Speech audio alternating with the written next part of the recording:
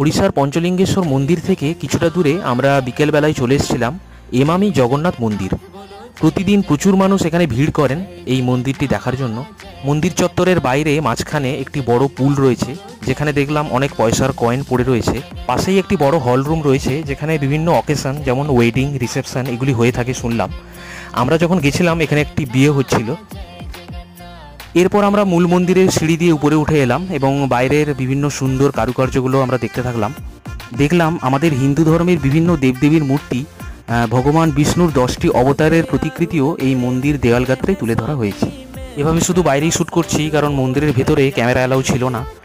মূল মন্দিরের পাশেই দেখলাম অনেক ছোট ছোট মন্দির রয়েছে, যেমন দেখলাম হনুমান মন্দির, মা লক্ষ্মীর মন্দির, এছাড়াও বিভিন্ন দেবদেবীর মন্দির এই মন্দিরের পাশেই রয়েছে।